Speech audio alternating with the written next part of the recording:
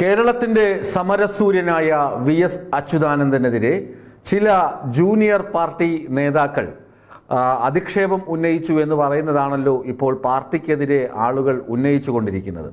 അല്ല, പാർട്ടിയുടെ സ്വഭാവം, പാർട്ടിയുടെ ഉൾപാർട്ടി ചർച്ചകൾ, പാർട്ടി സമ്മേളനങ്ങളിൽ നടക്കുന്ന അല്ലെങ്കിൽ പാർട്ടി യോഗങ്ങളിൽ നടക്കുന്ന ചർച്ചകൾ, അതിനകത്ത് വലിപ്പച്ചെറുപ്പമൊന്നും ഇല്ല എന്ന കാര്യവും ആർക്കും കൃത്യമായ വിമർശനങ്ങൾ ഉന്നയിക്കാനും അവരുടെ അഭിപ്രായങ്ങൾ പറയാനുള്ള സ്വാതന്ത്ര്യവും CPM-ൽ ഉണ്ട് എന്ന വസ്തുത മറന്നുകൊണ്ടാണോ ഈ ആളുകൾ ചർച്ച ചെയ്യുന്നത് എന്നാണ് എനിക്ക് ചോദിക്കാനുള്ളത്.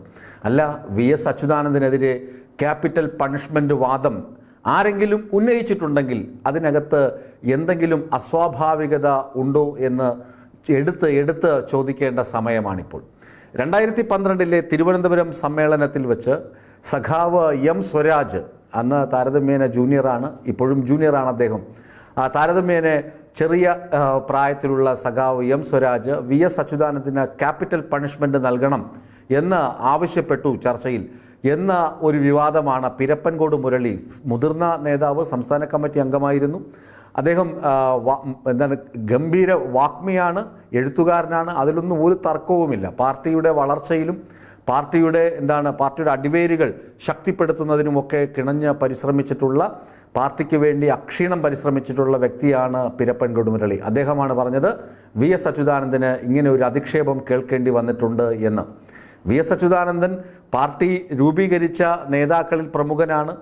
അതൊക്കെ വാസ്തവമായി ഇരിക്കുമ്പോഴും പാർട്ടിയിൽ നടക്കുന്ന ചർച്ചയ്ക്കിടയിൽ ഒരു ജൂനിയർ സഖാവ് അല്ലെങ്കിൽ ജൂനിയർ അംഗം അദ്ദേഹത്തിനെതിരെ ഇങ്ങനൊരു ആരോപണം ഉന്നയിച്ചാൽ അതിനെ എങ്ങനെ നിഷേധിക്കാൻ കഴിയും? അങ്ങനെ ഒരു ആവശ്യം ഉന്നയിച്ചു കഴിഞ്ഞാൽ അത് ചർച്ചയുടെ ഭാഗമാണ്, പൊതു ചർച്ചയുടെ ഭാഗമായി വരുന്നതല്ലേ എന്നാണ് എൻ്റെ ന്യായമായ ഒരു ചോദ്യം. അടുത്ത സുരേഷ് കുറുപ്പും വളരെ സമുന്നതനായ CPM നേതാവാണ്. ഇപ്പോൾ അദ്ദേഹം പാർട്ടിയുടെ സ്ഥാനമാനങ്ങളിൽ നിന്നൊക്കെ അകന്ന് മാറി നിൽക്കുന്ന വ്യക്തി കൂടിയാണ്. അദ്ദേഹത്തെക്കാൾ ജൂനിയറായ പല ആളുകൾക്കും പല സ്ഥാനമാനങ്ങളും കിട്ടിയപ്പോൾ അദ്ദേഹത്തെ അതിനൊന്നും പരിഗണിച്ചിരുന്നില്ല എന്ന വേവലാതിയും വൈഷമ്യവുമൊക്കെ സുരേഷ് കുറുപ്പിന് ഉണ്ട് താനും. സുരേഷ് കുറുപ്പ് പറയുന്നത്, ചെറുമകളുടെ പ്രായം പോലുമില്ലാത്ത ഒരാൾ ആലപ്പുഴ സമ്മേളനത്തിൽ, ആലപ്പുഴ എന്ന് പറയുന്നത് വി.എസ്. അച്യുതാനന്ദൻ്റെ തട്ടകമാണ്, അവിടെ വന്ന് പറയുന്നു വി.എസ്. അച്യുതാനന്ദന് ക്യാപിറ്റൽ പണിഷ്മെന്റ് വേണം എന്ന് പറയുന്നു. അത് ചിന്താ ജെറോമിനെ ഉന്നം വെച്ചുകൊണ്ടുള്ള ഒരു ആരോപണമാണ്. അപ്പോൾ ചിന്താ ജെറോം, അതുപോലെ തന്നെ എം സ്വരാജ് എന്നിവർ, എം സ്വരാജും ചിന്താ ജെറോമും ഒക്കെ വി.എസ്. അച്യുതാനന്ദന് എതിരെ ഇങ്ങനെ ക്യാപിറ്റൽ പണിഷ്മെന്റ് വാദം ഉന്നയിച്ചു എന്നതാണ് വിവാദമായിരിക്കുന്നത്. ആ വിവാദത്തിൽ എന്തെങ്കിലും കഴമ്പുണ്ടോ എന്നാണ് എൻ്റെ ചോദ്യം വരുന്നത്. അങ്ങനെ പാർട്ടിയുടെ സമ്മേളന വേദിയിൽ ചർച്ചകൾ നടക്കുമ്പോൾ, പൊതു ചർച്ചകൾ നടക്കുമ്പോൾ പ്രതിനിധികൾ പല കാര്യങ്ങളും ഉന്നയിക്കാറുണ്ട്. ഈ പറയുന്ന സ്വരാജിൻ്റെ ക്യാപിറ്റൽ പണിഷ്മെന്റും ചിന്താ ജെറോമിൻ്റെ ക്യാപിറ്റൽ പണിഷ്മെന്റ് ആവശ്യവുമൊക്കെ അന്നേരം തന്നെ, ആ കാലഘട്ടങ്ങളിൽ തന്നെ, ആ ദിവസങ്ങളിൽ തന്നെ വലിയ വാർത്തകളായി, അതായത് ചോർത്തി വാർത്തയടിക്കുന്ന ആളുകളുണ്ടല്ലോ, അങ്ങനെ ചോർത്തി വാർത്ത അടിച്ചിട്ടുണ്ട്, അങ്ങനെ വാർത്ത ആവുകയും ചെയ്തതാണ്. അന്നൊക്കെ ചർച്ച ചെയ്ത് തഴമ്പിച്ച് എടുത്ത് ദൂരെ കളഞ്ഞ, ചവറ്റകൊട്ടയിൽ കളഞ്ഞ വാദമാണിത്, ക്യാപിറ്റൽ പണിഷ്മെന്റ് എന്നൊക്കെ പറയുന്നത്. അതിനെ ഇപ്പോൾ എടുത്തു വെച്ച് രാഗിമിനിക്ക് വി.എസ്. അച്യുതാനന്ദൻ, മഹാനായ വിപ്ലവ സൂര്യന്റെ അസ്തമയത്തിന് ശേഷം ഇതിനെ എടുത്തു വെച്ച് രാഗിമിനിക്ക് വീണ്ടും പറയുകയാണ് വി.എസ്. ഇങ്ങനെയൊക്കെ കേട്ടിരുന്നു, വി.എസിനെ ഇങ്ങനെയൊക്കെ താറടിച്ചിരുന്നു എന്ന്. ഈ CPM-ലെ നേതാക്കളുടെ ലിസ്റ്റ് എടുക്കുക, EMS മുതൽ ഇങ്ങോട്ട് നമുക്ക് നോക്കാം.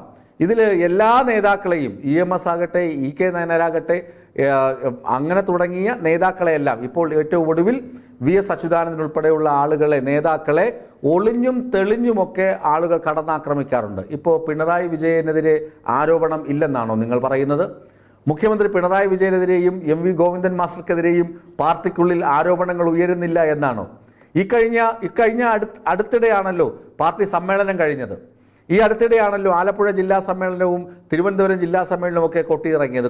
കൊല്ലത്തെ വിഭാഗീയത, ആലപ്പുഴയിലെ വിഭാഗീയത, ഇതൊക്കെ എങ്ങനെയാണ് ആർക്കെതിരെയാണ് ആരോപണങ്ങൾ ഉന്നയിച്ചത്?